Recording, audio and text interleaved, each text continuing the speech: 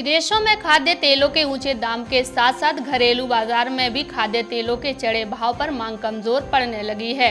तेल तिलहन बाजार में गिरावट का रुख देखने को मिल रहा है। सरसों तिलहन 100 रुपए नीचे बोली जा रही है, जबकि सरसों तेल दादरी में 200 रुपए क्विंटल की गिरावट पर कारोबार करती दिखाई दे रही है। दरअसल देश विदेश में भाव ऊंचे होने से मांग कमजोर पड़ गई है। कारोबारी और उपभोक्ता अपनी जरूरत भर के लिए ही माल उठा रहे हैं। मलेशिया में कच्चा पाम तेल का भाव %5 नीचे बोला गया। वहीं शिकागो में भी सोयाबीन डीगम 80% तक नीचे बोला जा रहा है। जायकेदार नमकीन के लिए पहचाने जाने वाले इंदौर का नमकीन उद्योग लॉकडाउन से उबरने के बाद अब खाद्य तेल की महंगाई के भंवर में फंस गया है। 2020 में खाद्य तेल में तेजी का रिकॉर्ड बना। 2021 में भी कीमतों में नरमी नजर आ रही है।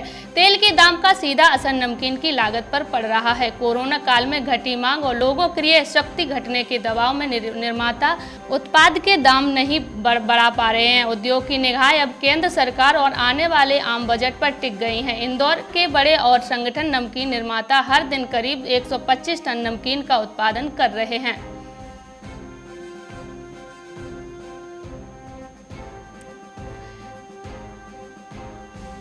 कई सालों के बाद इस साल कपास किसानों के अच्छे दिन आ ही गए। दुनिया भर के बाजार में कपास की कीमतों में तेजी तथा डॉलर के मुकाबले रुपए की कीमत घटने से भारतीय कपास उत्पादों को अच्छी कीमत मिल रही है। खबर ये है कि भारत का कपास निर्यात वर्ष 2020-21 और 2019-20 की अपेक्षा 7 मिलियन गांठों तक बढ़ सकता है। ऐसा हुआ तो ये 7 वर्षों में सबसे अधिक होगा।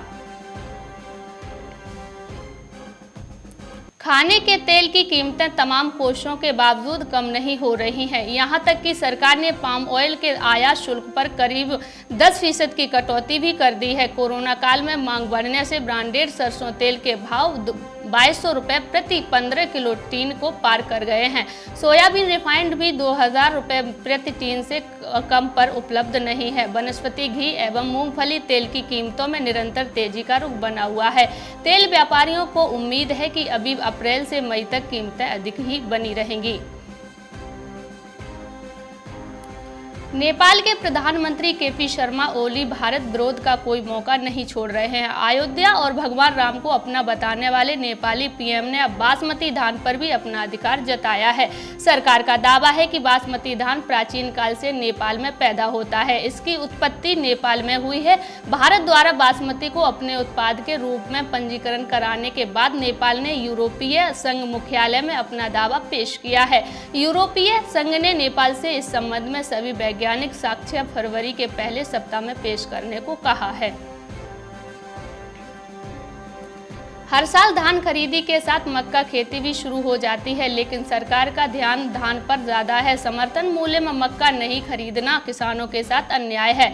अच्छी पैदावार के बाद भी बस्तर के किसानों को समर्थन मूल्य 1860 रुपये मूल्य में मक्का की खरीदी अब तक शुरू नहीं हो पाई है। इधर सरकार के गर्म मक्का खरीदी नहीं होने से किसान बाजार में कम दाम में मक्का बेचने के लिए मजबूर हो रहे हैं। बाजार में किसानों को प्रति क्विंटल मक्का का दाम 1200 से 1500 रुपये ही मिल रहा है, जिससे किसानों को नुकसान उठाना पड़ रहा है। मध्य प्रदेश के सागर में सरकार प्रति वर्ष समर्थन मूल्य पर गेहूं की खरीदी करती है। गेहूं का उत्पादन ज्यादा होने के कारण भंडारण की समस्या सामने आती है। इस परेशानी को खत्म करने के लिए पिछले साल साइलो केंद्र शुरू किए गए थे। इन केंद्रों पर विशेष किस्म के प्लास्टिक के साइलो बैगों में गेहूं का भंडारण किया था। अधिकारियों ने बताया कि शासन की ओर से संकेत मिले हैं कि उन्हें जल्द ही गेहूं का परिवहन शुरू किया जाएगा। करीब 80-80 मीटर के इन बैगों को काटकर इनमें भरे गेहूं परिवहन किया जाएगा। यदि परिणाम बेहतर रहे तो आगामी खरीदी के सीजन में दूसरे जिलों में साइलो केंद्र खोलने की तैयारी भी करी जाएगी।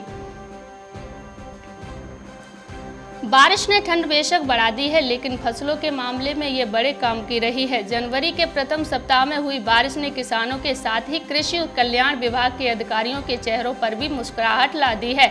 ऐसा इसीलिए है क्योंकि अच्छी बारिश ने इस बार रबी की फसलों में जान डाल दी है। क्योंकि प्राकृतिक आपदा नहीं आई तो सरसों और गेहूं की निश्चित तौर पर बम्पर पैदावार होगी। पीले और काले सोने से किसान मालामाल हो जाएंगे।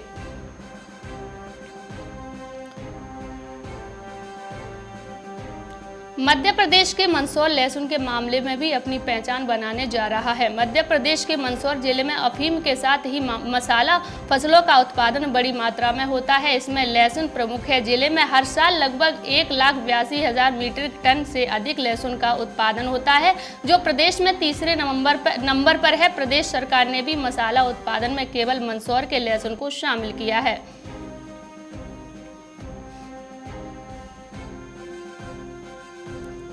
बिहार के हरदा में आलू की कीमतों में गिरावट से किसानों में काफ़ी मायूसी छा गई है। किसानों का कहना है कि 5,000 रुपये प्रति क्विंटल के दर से आलू खरीदकर खेतों में लगाया था।